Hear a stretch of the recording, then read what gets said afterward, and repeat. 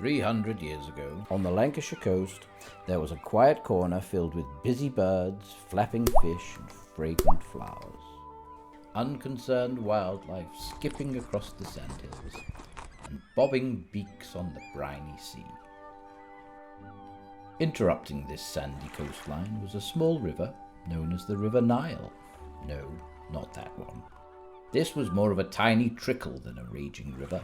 Locals joked it was small enough to jump over, although actually boats were able to reach it from the sea, and it was a great place to swim from. In 1792, visitors started arriving on day trips from nearby Churchtown.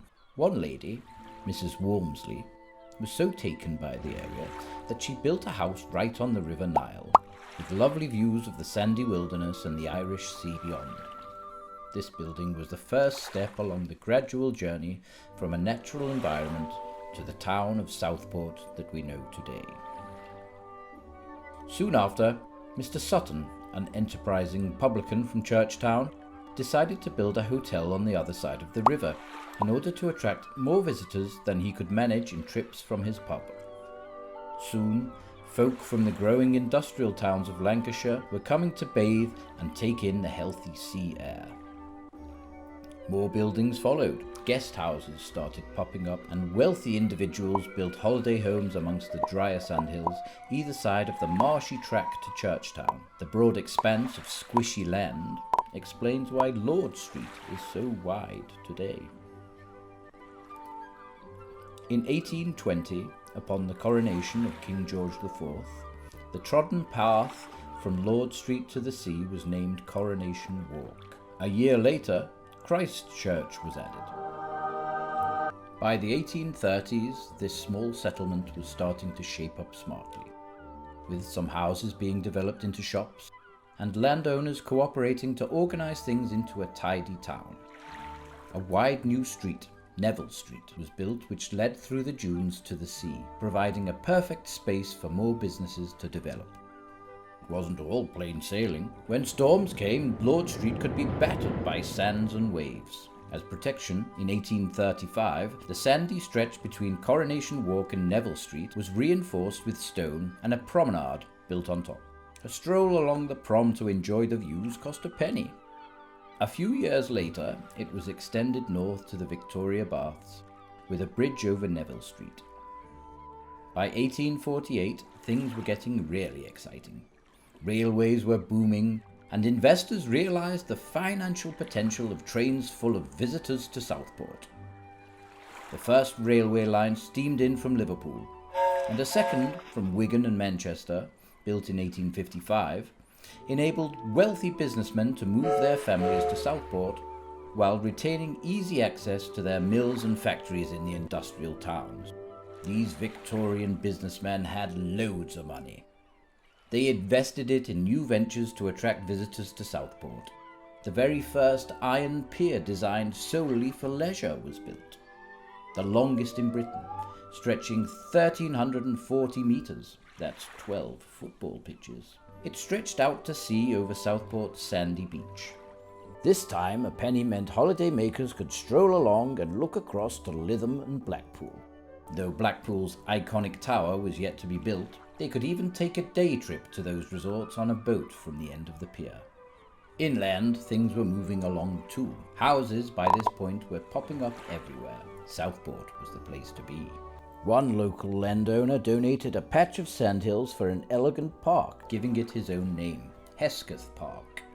A road was built around it, and it immediately became a desirable place to build grand houses. While humans were building structures, Mother Nature was making some changes of her own. Crashing waves scooped the sands. The coastline could change dramatically. By building on these sandy expanses, the coastline became more stable. Access to the Nile vanished with the build-up of sand, and the river dried up.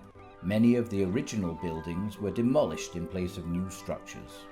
Mr. Sutton's hotel was removed to accommodate the extension of Lord Street towards Birkdale. Development charged on. A new stretch of promenade was built, looping down to Lord Street, where a grand glass house was constructed in 1874, the Winter Gardens.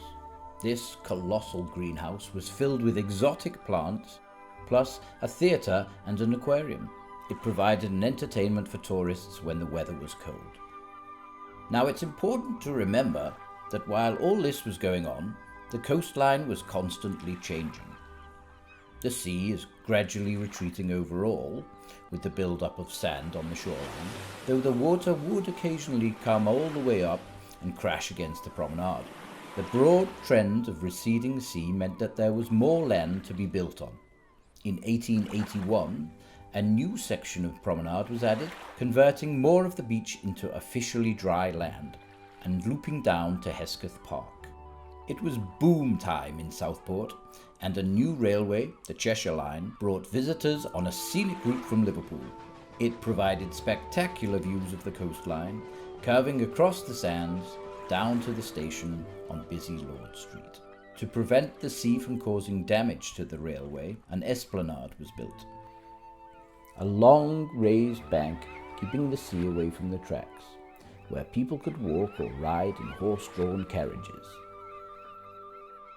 The land that had been penned in by these structures gradually began to dry out.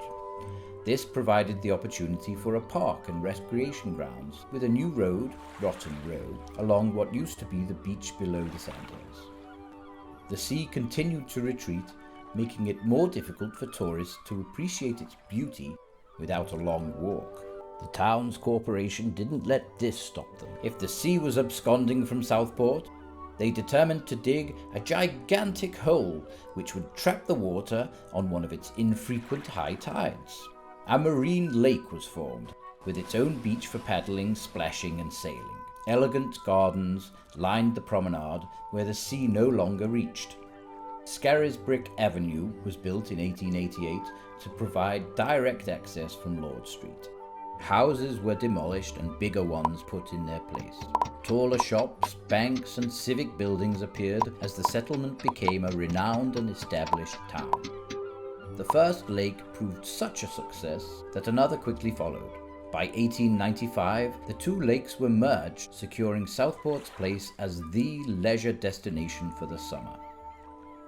Taming the sea became a local obsession. By 1895, investors were scrambling to back the town's expansion onto the beach with new structures. Marine Drive was built on a raised bank and across the beach to create still more access, connecting the esplanade, lake, pier and prom. The sandy, squelchy land in between became known as the Lagoon. At the end of Queen Victoria's rule and the start of the 20th century, Southport was buzzing.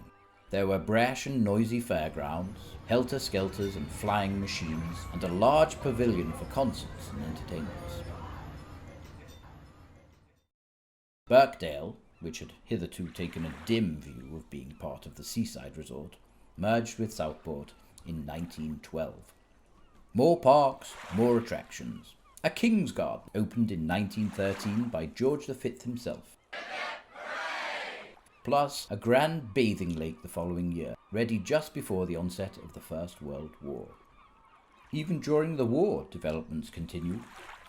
To stabilise the squishy, boggy lagoon, truckloads of household rubbish were dumped into it, soaking up the moisture and creating a solid floor. This created space in the furthest corner for larger fairground rides and outlets of fun which still stand today. The old fairground was closed, creating a more sophisticated expanse between the smart hotels and the more noisy pursuits of the coast. Commemorative features remembering those lost in the war were built, including an obelisk, colonnades, and memorial gardens dedicated to those who had died.